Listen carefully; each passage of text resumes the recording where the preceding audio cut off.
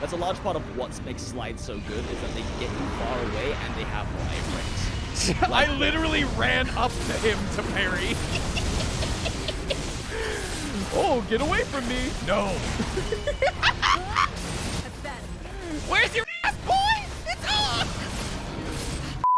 Hey y'all, I'm JinJinx, and my partner Tuner, the Parrysol hunter in the earlier clip, used to be the Monster Hunter math guys. And now we might become the Wild Heart math guys. So in our previous video, I basically gushed about how much I love Wild Hearts. And after putting more hours into getting used to the very tight parry window, I actually said it.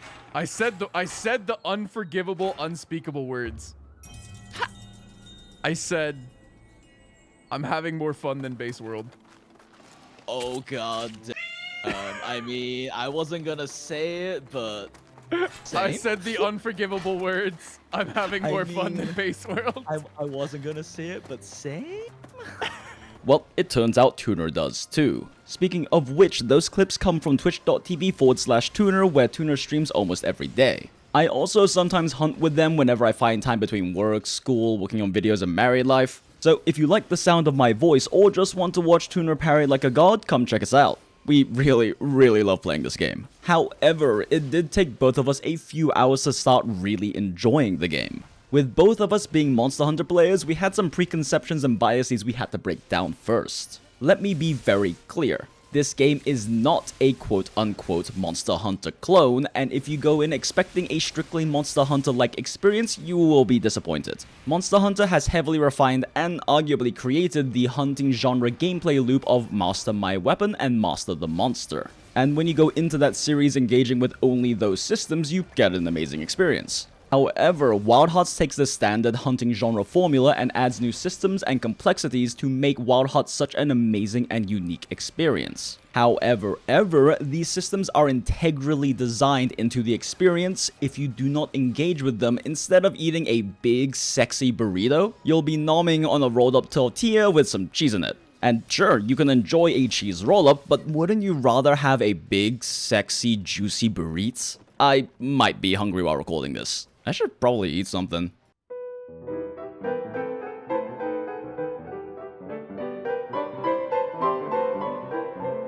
Sorry about that. Now, since the game has been released globally, many of you are likely starting the game for the first time. And we don't really want you to have to spend hours to start quote-unquote getting the game. So here is a list of 5 things we think you should keep in mind while playing Wild Hearts if you want to really enjoy all the amazing gameplay it has to offer. Especially if you are a Monster Hunter fan. Which, based on our channel's history of content, most of you probably are. And if you aren't, good job YouTube algorithm for bringing new viewers, I guess. Alright, thing 1. Wild Hearts is not like any other hunting genre game. I know I literally just started talking about this earlier, but it is worth repeating.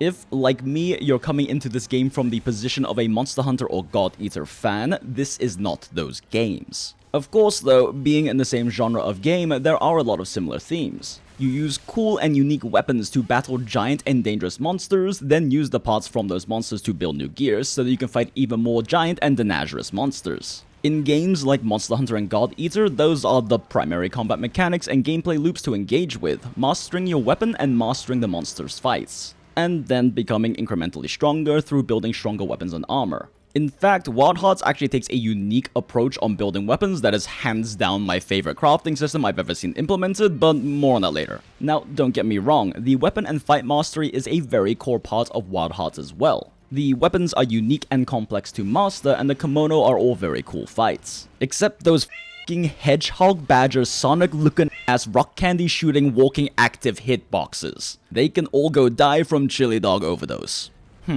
I might still be hungry. Now, if you come into Wild Hearts assuming that it is going to play like those games, you will be disappointed. Those games are designed around that core combat gameplay loop of mastering your weapon. But in Wild Hearts, that is only half of the picture. Which brings me to thing 2, use the Karakuri. They are a fundamentally core component of the design in this game. It would be like playing Monster Hunter Rise without ever using wire bugs, or God Eater 3 without ever using burst arts. And yes, you can build a Karakuri on the fly, like a quote-unquote Fortnite Monster Hunter. However, I would argue that comparison to be a very surface level and flawed one. Fortnite plays perfectly well without the building mechanics, proven by the addition and success of their no building mode. The building in Fortnite was mostly a consequential after effect from the game originally being a building and fortification defend the base against waves of ads shooter game, which by the way was actually really fun. I'm kinda sad it died. However, this is not the case with Wild Hearts. Simply put, in Wild Hearts, the Karakuri are an incredibly integral part of the game design, and they are what makes this game so incredibly unique and enjoyable.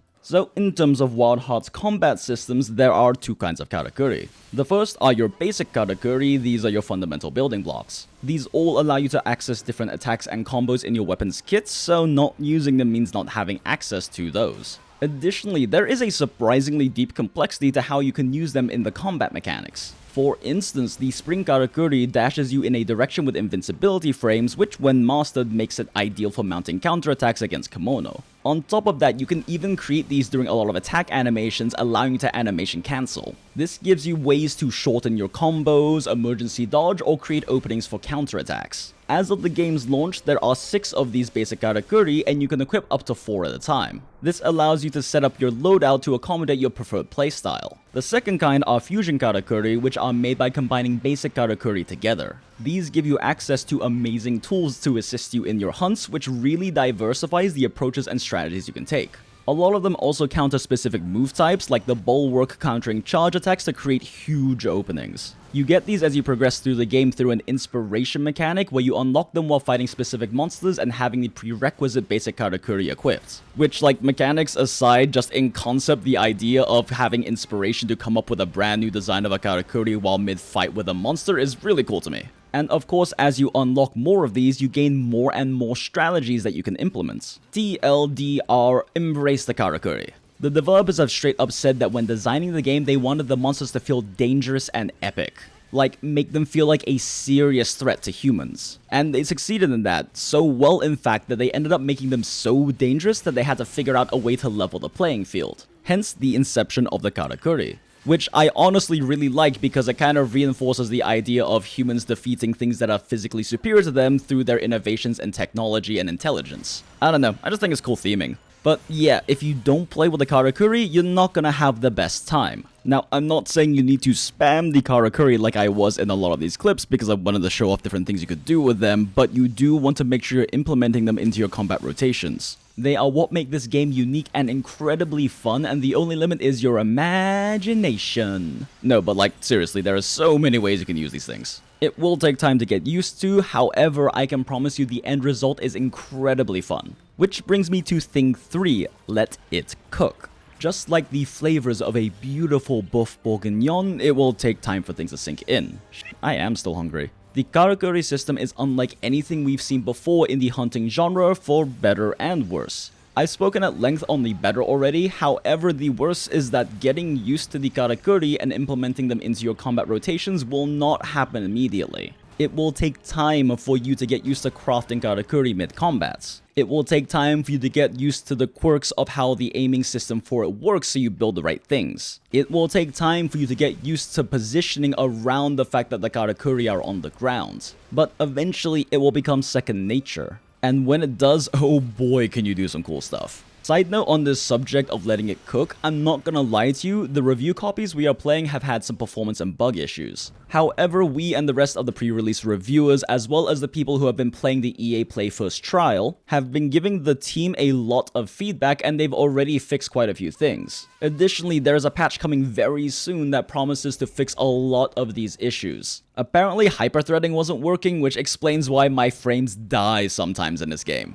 Now, bugs and performance issues can be annoying, but just like with pretty much every Bethesda game, once you get past that, there is a lot to enjoy.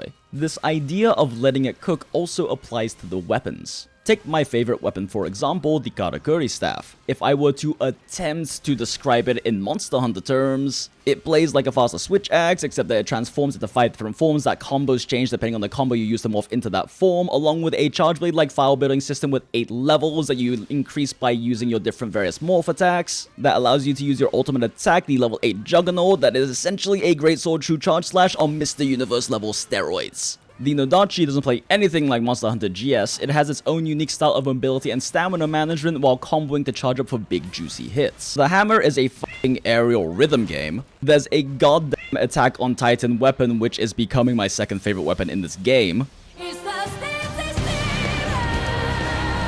Even the katana plays very different from longsword in Monster Hunter. While its moveset has some visual similarities, it combines the combo flexibility of sword and shield with the mobility of dual blades and the juicy heavy commitment combos of switch axe. Oh, and it turns into a fucking whip sword.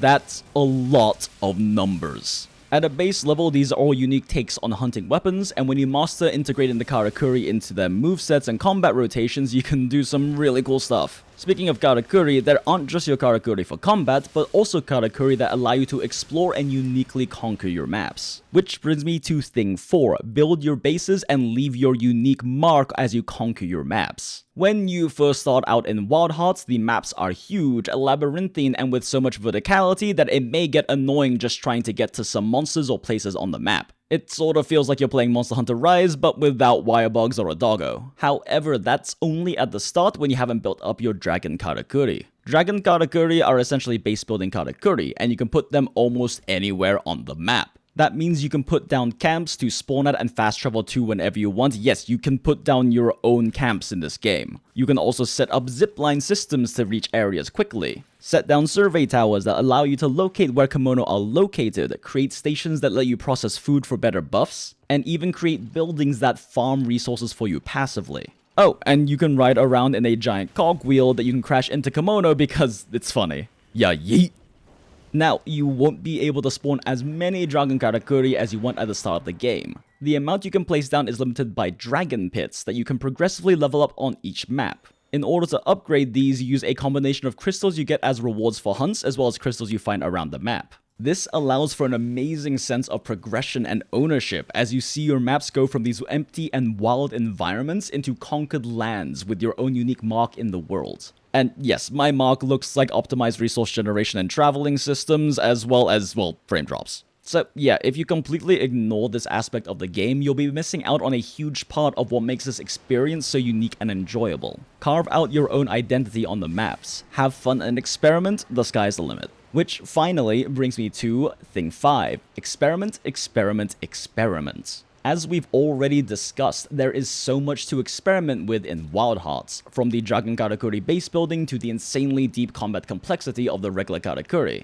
However, the experimentation does not stop there. Wild Hearts has implemented a unique weapon crafting system that I am in love with. First off, weapons are free to experiment with, minus shipping and handling. At any point, you can remove upgrades from weapons and get refunded for all of the materials you use for those upgrades, it just costs you some gold. Hate playing the weapon you've invested into? Pull all the upgrades and try a new one. Found a different weapon tree path that you want to go down instead? Pull the upgrades and try a new one. Want to lower your damage to play with your friends who aren't as far in the story as you? Pull the upgrades and try a new one. I guess that one doesn't actually really work there, because technically it could just be a weaker one that you've already used before, but either way, it's a really cool thing that you can do it. I personally think this is an amazing design choice that frankly should be implemented in more games. It's amazing not having to farm up a shitload of new parts just to try out a new weapon or a different build path. Now, gold can be an issue, but once you start passively farming materials at your bases and selling the surplus, that's a thing of the past. Additionally, the weapon crafting system is one of the most interesting parts of the game as it allows you to custom craft a weapon for your own playstyle via tailored buffs. Many of which are tied to conditionals, meaning you can pick the ones that fit your playstyle. Now, cool weapon stats and skills are not a new thing by any means. However, what Wild Hearts does differently is how it handles inherent versus inherited weapon skills. Weapons have inherent skills that you can only get while using that weapon, as well as inherited skills that you can pick up and take with you as you progress along the crafting tree.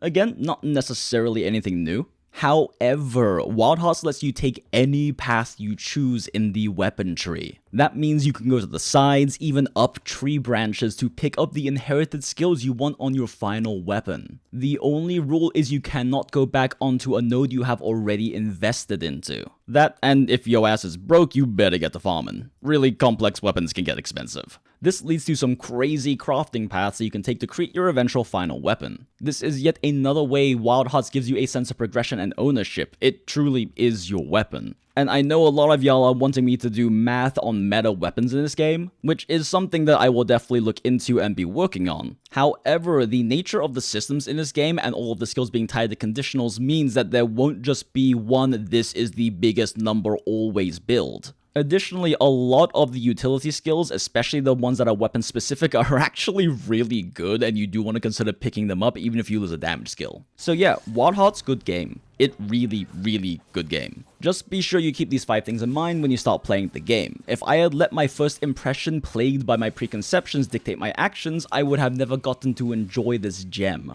Okay, video done. I'm gonna go fight some more kimono. I just finished building a fairly well optimized endgame clawblade, and I'm just really enjoying cosplaying Levi, my favorite anime character. Although he is probably the most well-written case of the badass OP archetype, because they actually have him realistically deal with and respond to his comrades and friends dying around him because he is too strong to die, so he has to deal with the survivor's guilt as well as the responsibility of carrying the hopes and dreams of all those fallen around him while he alone remains. Yeah, I'm a weeb. Oh, right, subscribe and hit the notification bell and all that good stuff if you like the sound of my voice. Or don't. I don't know. I haven't done this content creation thing in a while. Is calling this stuff out still considered cringe? And Tuner, of course, streams over on Twitch. Go watch him. Right now. He's great. Do it. Okay, bye!